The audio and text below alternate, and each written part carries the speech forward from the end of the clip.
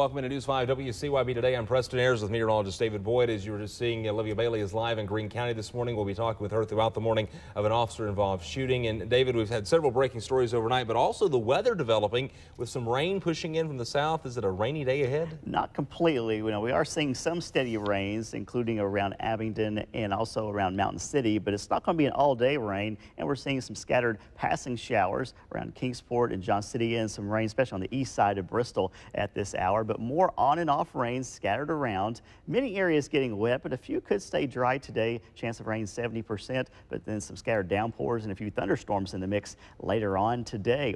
Flood watch continues. Mountains, North Carolina, Grayson, Wythe, Smith, and Tazewell counties through the rest of today. 81 the forecast high, so it is going to be warm and humid with intervals of clouds and sunshine today. And with the high humidity levels, heat index up to 85 later on. Now tomorrow, more of these scattered storms and downpours. We'll look at the latest future radar and how it's going to impact your weekend here in just a bit. All right, Dave, of course, we're following the officer-involved shooting there in Greene County. But another one that we're following this morning, this one is out of Florida. An officer-involved shooting at a lobby of a President Trump-owned property. Police in South Florida say a man was shot and rushed to the hospital after a confrontation with officers in the lobby of the Trump National Golf Resort in Doral. Now, police say that the incident started about 1:30 this morning with reports of shots being fired there at the resort.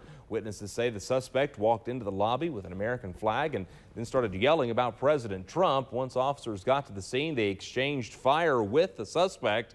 And the officer said that he was taken to the hospital and condition is not known this morning. One officer also went to the hospital for a non-gunfire related incident, but is expected to be okay. Breaking closer to home this evening, where this morning Bristol, Virginia police are investigating a shooting that began near Mary and Virginia Street overnight. And this is some viewer-supplied video from an anonymous source out there showing us that two men in one car began shooting at the people in another car just before 10 last night. Officers able to stop that car at the intersection of Piedmont Avenue and Graham Way, about 3 minutes after it all started. Two men have been arrested. They don't know what led to the shooting between the cars. Now, they say they identified the suspect as 34-year-old Jonathan Shaw of Bristol and 26-year-old Chester Burgess. No one in the other car was injured or charged, but here's what we know about the suspects. Shaw is in the Bristol, Virginia jail this morning without bond, charged with narcotic possession, possession of a firearm by a convicted felon, and concealed weapon, and simultaneous possession of both. Burgess also being held in the Bristol, Virginia jail without bond. He's charged with drug possession with the intent to distribute, possession of a firearm by a convicted felon, and possession of a firearm while in the possession of narcotics. We're going to keep checking with law enforcement on that investigation to find out more about the gunfire there overnight. And as we learn that, we'll share it with you here on the air and also online at WCYB.com. The woman found beaten in front of her Greene County home over the weekend has died. Sheriff Pat Hankins telling us that Beatrice Flores has been removed from life support. Her accused attacker, her husband, Humberto Polino Gomez, was arrested in Anson County, North Carolina. That's just outside of Charlotte, about 8 o'clock Monday evening. Police say they found Flores unconscious in the front yard with a severe blow to her head on Saturday night. Gomez accused of shooting at another man, but that man wasn't hurt. Gomez and his wife have 3 children. They're now in protective custody. The Sheriff Hankins saying that an extradition hearing is coming up on May 29th to bring Gomez back to Tennessee. Now, according to the sheriff, charges will not be upgraded in that case until Gomez is back in East Tennessee. It's back to work for the Virginia House of Delegates next week as the Commonwealth lawmakers are trying to work on a state budget. House Speaker Kirk Cox says delegates will reconvene next Wednesday to continue their special session. They're waiting on action by the state Senate on the House budget bill. Cox says they're expecting to get that from the Senate either late Tuesday or early Wednesday. State Medicaid expansion, that's the holdup this year. Both chambers of the General Assembly Republican controlled, but the two chambers disagree on Medicaid expansion. The House supporting it, the Senate opposes it. The state government of Virginia would shut down on July 1st if a budget is not approved. A new poll by Vanderbilt University is giving some insight into the upcoming U.S. Senate and governor's race in Tennessee. The Senate race to replace Bob Corker, who's retiring, puts the Democratic frontrunner and former Governor Phil Bredesen against the likely GOP nominee, Republican Congresswoman Marsha Blackburn. Bredesen has an overall favorability score of 20 points higher than that of Blackburn. However, pollsters say that's not a lock on that seat. A lot still to be decided. Now let's go to the governor's race. The poll results there showing a wide open race. Analysts say sharp differences between the two most recognized Republican candidates could lead to a win for a top Democratic candidate. Congresswoman Diane Black, a favorability rating is at 44% compared to that of Knoxville businessman Randy Boyd at 66%. Democratic candidate and former Nashville Mayor Carl Dean has a 53% favorability rating in the governor's race. Of course, that's all decided in the general election coming up in November. The first Border Bash of the year set to kick off in downtown Bristol tonight. Border Bash will be on State Street every week except for July 4th. That's when it moves over to Cumberland Square Park. Each night, events will start with children's activities, crafts, concessions. It's at 6:30. Live music starts at 7. Border Bash is free to get into. Lots of excitement, a lot of entertainment there in downtown Bristol. And speaking of entertainment, a lot going on this weekend. Popular Racks by the Tracks Festival kicking off in Kingsport. Starts tonight, though, with the Spring Wing Fling. The Wing Fling is at 5:30 this evening. Gets under the Farmers Market Pavilion, so plenty of covered festivity area there. The pre-party for Racks by the Tracks. A number of awards being given away tonight. Sullivan County first responders out as the judges for the best wings. Now, Racks for the Tracks, that's tomorrow. Starts with a 5K and a 10K on 9 o'clock on Saturday morning. Concerts start at noon, and then of course there's craft beer and wine tastings throughout the day, headlined by the night show tomorrow night of Aaron Tippin. So I'm wondering how the weather's going to hold up for all these outdoor events. Meteorologist David Boyd over in the Weather Center right now. David, the kids catching the school bus this morning, most of them right now looks like should still be dry. Not too bad in many locations, but we're tracking some downpours in spots, including around Boone, North Carolina, and just the east of Bristol. And we're tracking some spotty light passing showers near Wise, and also just to the south, including around Rogersville, near Burnsville. More spotty showers near Jonesboro, and some light rain scattered around Bristol with a heavier rain around South Holston Lake and also Otago Lake near Butler. Boone seeing some downpours, more rains in Abingdon, Brumley Gap, and in Saltville. And temperatures on the mild side in the 60s, 68 in Abingdon with the rain coming down, and some on and off scattered showers and storms, highs near 80 this afternoon. We'll look ahead to the weekend forecast coming up. 20 minutes now ahead of 7 here on your Friday morning, and as we look at Jenna Haspel is now set to become the next director of the CIA. The Senate confirming her nomination yesterday thanks to the help from some Democrats. Haspel has worked for the spy agency now for 33 years, but 32 of those she spent that time undercover. Her confirmation was reached because of 6 yes votes from Senate Democrats. President Trump makes his next move to the political chess game after North Korea and Kim Jong-un threat to pull out of the upcoming talks between the two leaders. As Susan McGinnis reports this morning from Washington, the president presented the country with a clear choice.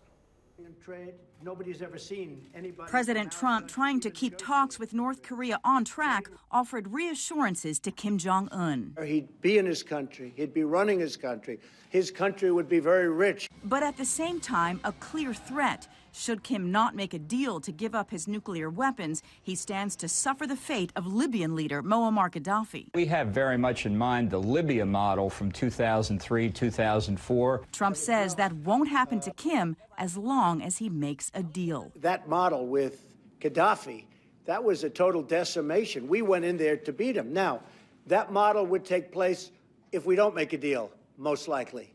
But if we make a deal, I think Kim Jong-un is going to be very, very happy. All I can hope for is that the president is attempting to reassure Kim that he will not end up like Gaddafi. Meanwhile, the president believes China could be responsible for Kim Jong-un's tough talk. President Xi could be influencing Kim Jong-un, but we'll see. No telling if that will impact trade talks today in Washington with Chinese delegates.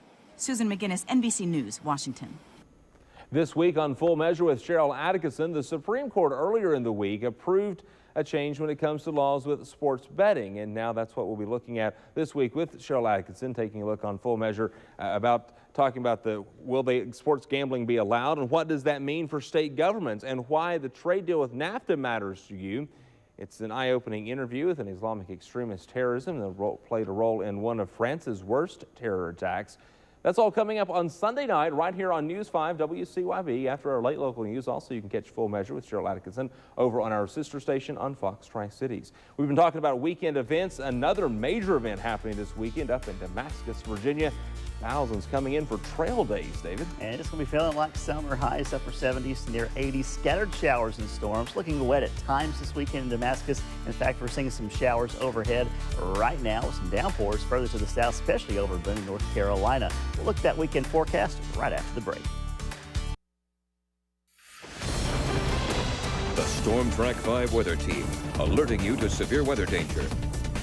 We've seen a big temperature turnaround since last month when we had the 7th coolest April on record in the Tri-Cities. Now, so far, this is the 5th warmest May on record in the Tri-Cities. Warm and humid with all the moisture in the air. There is a chance of rain every day on our 7-day forecast, but it's not going to be raining in your location every day. The rains are scattered around, random at times, especially in the afternoon and evening. But this morning, we are tracking some scattered showers, especially east of the Tri-Cities. Our severe threat tracker is in the medium alert level for today and tomorrow, as we're going to be watching some scattered downpours, some localized heavy rains, others not seeing that much at all. And a couple of storms could have some gusty winds and even some large hail with them. So we'll be monitoring that through the weekend, with the chance of the rain decreasing by Sunday. So this morning, we're watching the most steady rains around Mountain City, northward to Abingdon, moving into Lebanon, close to Marion. Some spotty passing showers in the Tri-Cities and also around Rogersville. So we track this into the future. More of these scattered showers, random rains around this morning, this afternoon.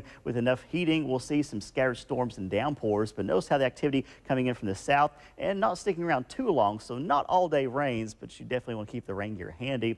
Outside now in Kingsport, cloudy skies, 64 degrees, so it is mild again, and highs back in the upper 70s to low 80s today. 81 in Johnson City, 78 in Lebanon. And lows tonight around 60 to 65 degrees, both above average highs and lows. Big picture shows more scattered rains around Asheville, pushing to the north. Some of the activity has been breaking up as they've been pushing over the mountains. Other areas of rain holding together, and more rain to the north and east. Some flooding concerns, especially eastern Virginia and central Virginia the next couple of days. For us, we'll be watching for some localized flooding, isolated downpours, scattered storms to be passing through. Then the activity dies down late tonight into tomorrow morning. Then rain chances ramp back up midday tomorrow with scattered storms, possibility of downpours and some gusty winds, but not all day rains. Intervals of clouds and sunshine. So just have the umbrella handy and the Storm Track 5 mobile app to be tracking these showers and storms as you're out and about. Highs tomorrow, 70s southwest Virginia, low 80s northeast Tennessee. And then with lower rain chances, more sunshine on Sunday. Highs around 80 to 85, but it's going to be staying humid. Now for today, near 80, the scattered thunder showers around, light breeze out of the southeast, and lows tonight around 62 degrees. Here's Storm Track 5 7-day forecast. Highs staying above the average of 76 and lows staying above the average of 52.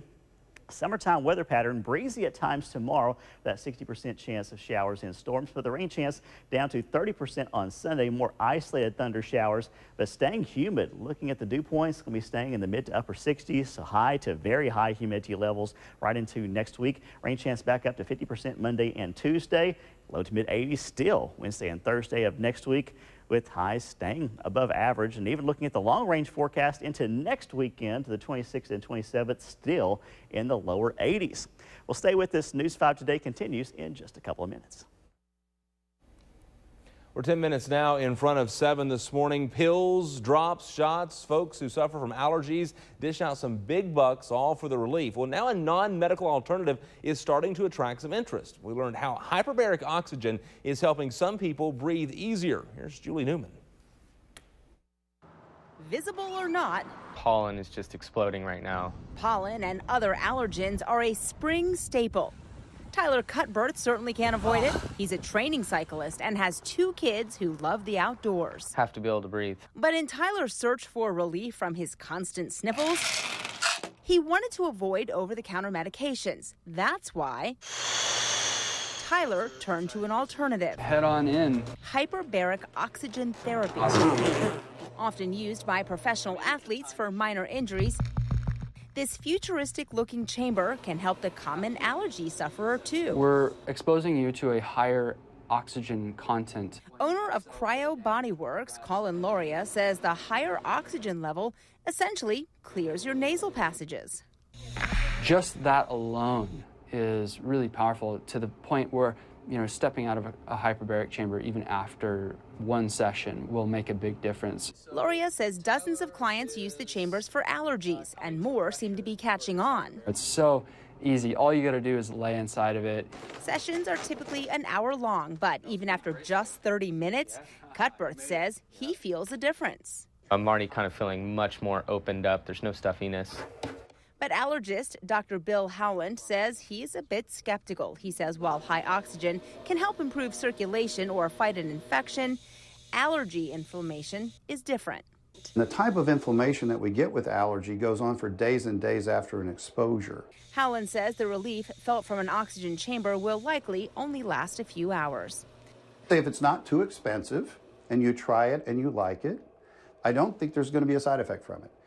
On the other hand, by itself, without other therapies, you'll probably be a bit disappointed in what happens. Still, if you ask sufferers like Tyler, anything is worth a shot.